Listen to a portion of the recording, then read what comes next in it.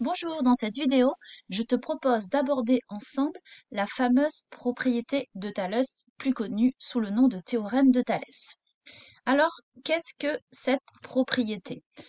Si deux droites sont parallèles et si elles coupent deux droites séquentes, alors elles vont déterminer deux triangles dont les côtés correspondants ont des longueurs proportionnelles. Bon, peut-être que ça te semble un petit peu compliqué, mais tu verras avec des exemples, tu vas vite comprendre. Alors, regarde un petit peu dans un premier temps. On a bien ici nos deux droites qui sont séquentes. Ici, nos deux droites qui sont parallèles. Cela détermine dans un premier temps un premier triangle. Dans un deuxième temps, un deuxième triangle. Et ces deux triangles ont les côtés correspondants qui sont proportionnels.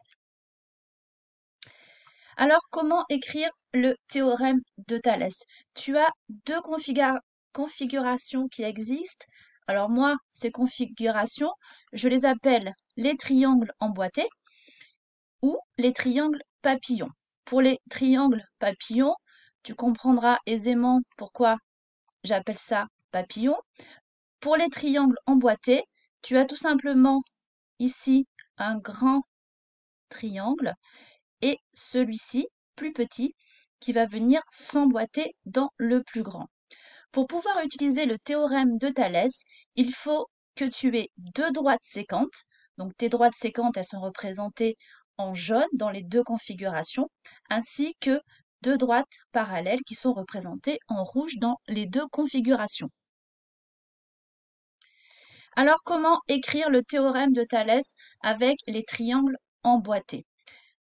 Il va falloir que tu utilises une rédaction type et cette rédaction se fait en 4 étapes.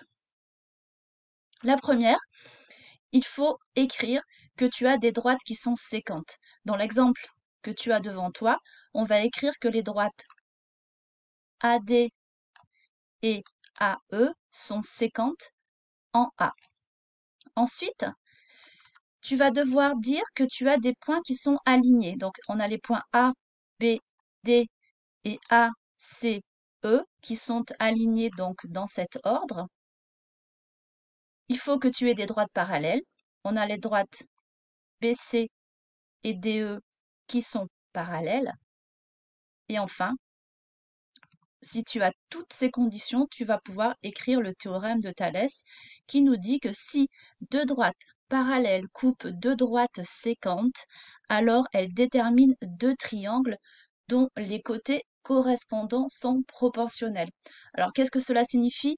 Les côtés correspondants proportionnels, tout simplement, cela signifie que tu vas pouvoir écrire les rapports suivants.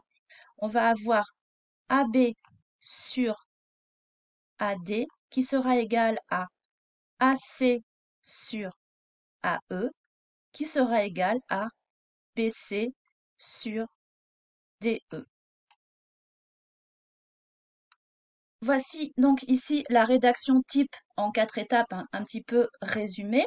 Ce que je te propose, c'est de voir ce qui va changer selon la configuration, l'exercice que tu vas avoir. Ce qui va changer dans cette rédaction type, c'est tout simplement ce que j'ai mis en rouge. Alors, maintenant, on va essayer d'écrire plutôt le théorème de Thalès avec les triangles en configuration papillon. Donc, tu vois ici, je t'ai réécrit la rédaction type en prenant soin d'enlever dans un premier temps tout ce que j'avais noté en rouge. Allons-y pour écrire le théorème de Thalès.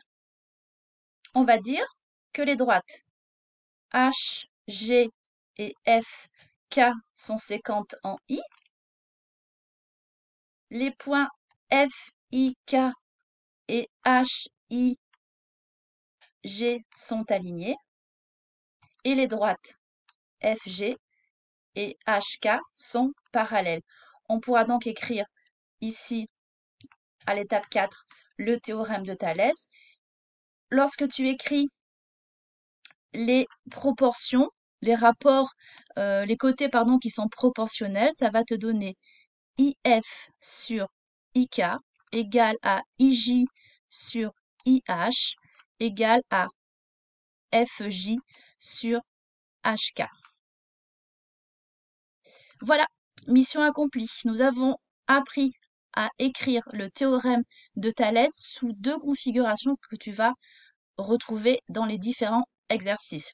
Je te propose de nous retrouver dans une prochaine vidéo où là, on va aller un petit peu plus loin, c'est-à-dire qu'on va utiliser ce théorème de Thalès.